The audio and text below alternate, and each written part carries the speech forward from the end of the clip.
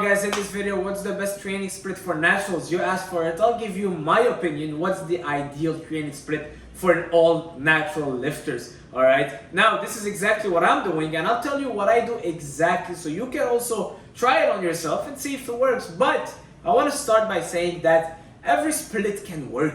Alright, it's not about the split, it's not about doing the triceps after chest or the biceps after chest or what should you do after what. It's about the intensity that you're putting, the exercise choices, how you're doing, the performance of your reps, how you're performing your sets, your time under tension, your rest. It's all that big equation that will decide if you're gaining muscle and progressing or not. Alright, it's not about finding the perfect formula and then you just apply it. It's not a math, alright? It's about putting the intensity, putting your heart in every single session.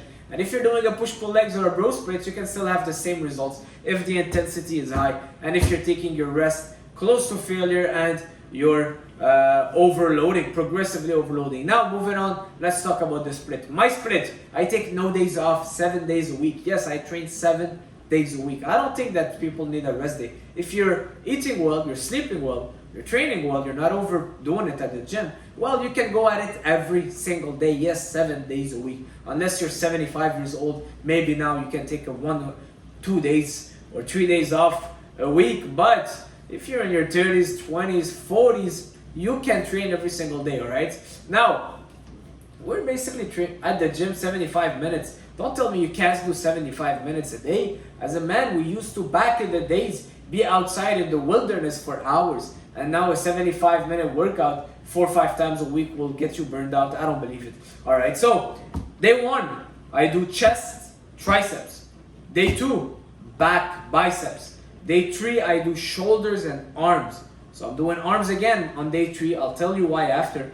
Day 4, I'll do all the lower body, quads, hamstring, calves, and I will add a little bit of abs. Alright, I just do abs after my legs. I don't need to train arms. You do not need to do a 10-15 minutes of direct ab workout every single day, because your abs, you're engaging them in every lift you're doing. When you're training standing, when you're doing your overhead press, when you're doing your deadlift, your pull-ups, you're engaging your core. Alright, when you're doing lateral raise standing, your core is engaged. Alright, so squatting, your core is engaged. So when you learn how to brace and properly engage your core, you don't need to directly do the crunches every single workout. So I do a little bit of abs after my leg workout. Now, let's start by the first question that everyone asks. Why do you do arms 3 times a week basically? I do triceps after my chest, biceps after my back, and arms again after my shoulders. Well, first of all, the frequency is more important than the volume when it comes to arms, because arms are small muscle group. The biceps is small, the triceps is very small compared to your chest, and they are used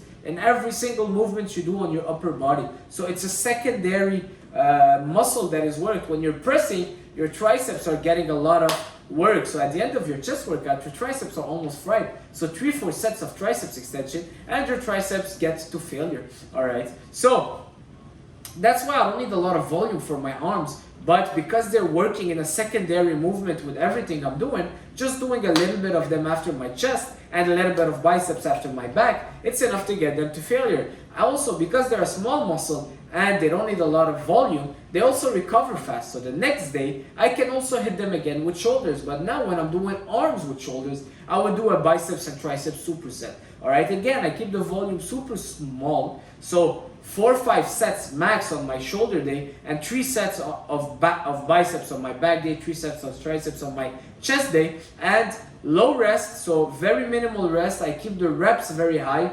Just get a good burn, get a good pump. That's pretty much it. You will never see me curling 50 pounds unless I'm super strong and I can do them for 15, 20 reps. Alright, but you will not see me doing those heavy curls. Alright, and my arms are pretty solid, right?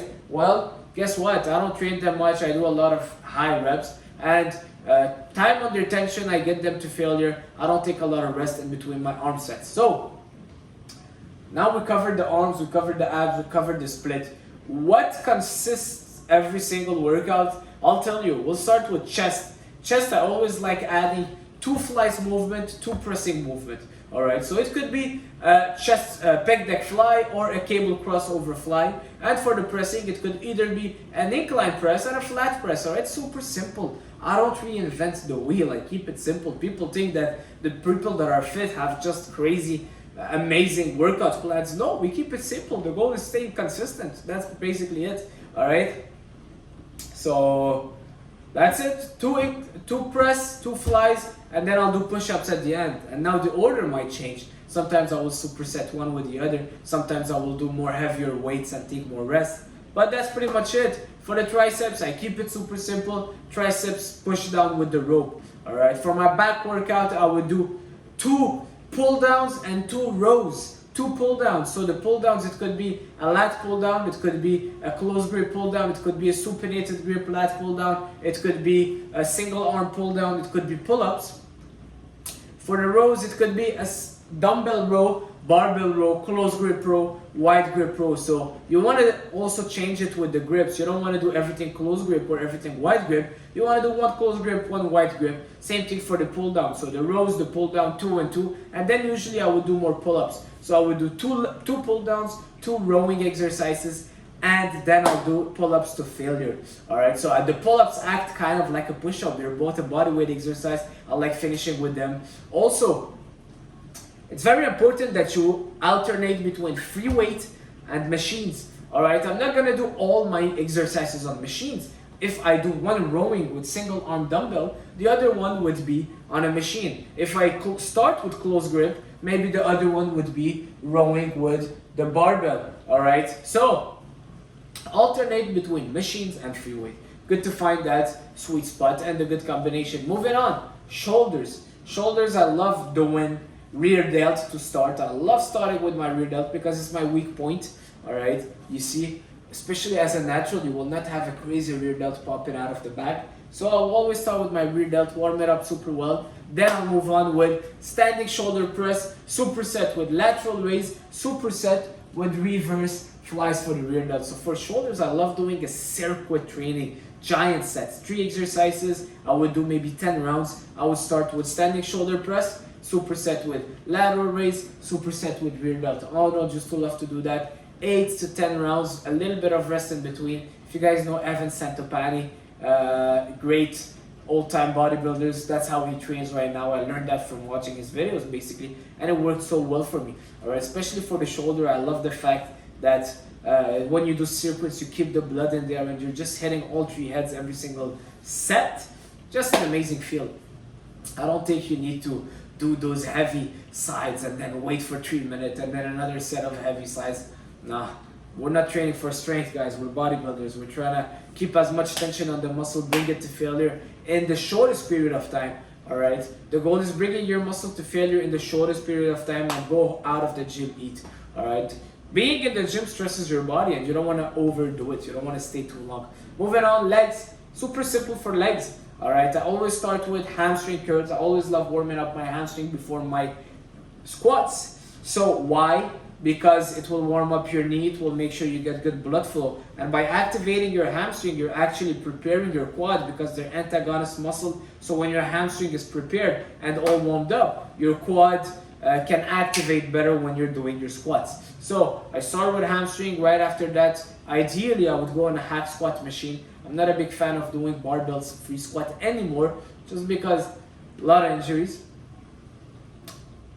Hack squat machine. After the hack squat machine, I pretty much do a lot of lunges, but I would do 1 leg press exercise. I would do a stiff leg, so I would always alternate between hamstring, quads, hamstring, squats. So I start with seated hamstring curl, hack squat, then I would go on stiff leg deadlift with dumbbells, superset maybe with Bulgarian split squat or dumbbell lunges, and I will do after that a set of an exercise of a leg press and finish with calves. All right, I keep my stuff simple, guys. The goal is keeping it simple, stick with the exercises that work for you and overload on them. You don't want to always keep changing. People love changing programs every single week. You don't need to shock the body like that and change the programs and the workouts. If you love the bench press, stick with the bench press. If you don't feel good on the bench press and you prefer the incline press, so do the incline press. Find the exercises that work for you and stick with them and progress on them and master them.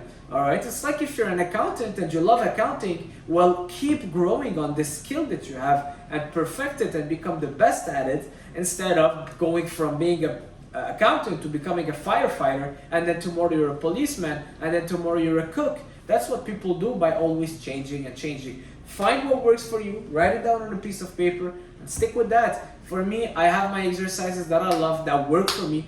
Pec deck fly is one of them, pull downs are one of them, pull-ups, dumbbell rows, lunges. Those are the exercises that I know my body reacts well to. Find the ones that your body reacts well to and stick with that. For the split, why I love the split? Just because it hits all your body in a way where it gives your muscles enough time to recover. It's a 4-day split, so by the time you hit chest again, your body would have had 3 days to recover, which is pretty good. But also in that way, we don't take any days off. Alright, so it's hard, it's challenging, but it's letting every muscle the right time to recover. Now, I don't overstress my nervous system. Some people will say, you train 7 days a week, you're gonna burn out. Well, I've been doing that for over 5 years. No burnout yet. Hopefully I never will. Why? Because I'm smart about it. I don't go heavy every single day. I don't do PRs. I don't do anything overstressing my nervous system. Alright? What is gonna get you burned out is overtaxing your nervous system. The central nervous system. Basically, it's what commands your whole body. That's why people overtrain, because they're doing PRs, they're maxing out every workout. Alright? What happens then is that now you're burning out, and now your body recruits basically a lot more nerves to do a movement, and it just doesn't end well. Alright, your body gets super stressed, cortisol level are high, you start losing muscle mass, gaining fat. I don't want to get into the details, but the goal of it is you know how to. Some workouts, you listen to your body and you just go for a pump style workout. Today I had chest workout, I did mostly push-ups, alright, because I didn't want to overstress my nervous system because I'm pretty tired, I'm still recovering from my trip, alright. So, don't go heavy, don't max out every single day. Alternate between pump days and heavier days, and that's where you will be able to play with the exercise choice and the sets and the reps. Alright, so that's it for this video, guys. If you like that video, well, leave a like. If I don't see more likes and I don't see people commenting, I will just stop doing videos. Alright, so I want you to like, I want you to comment, or I will put my time somewhere else. Thank you for watching. I'll see you guys soon. Ciao.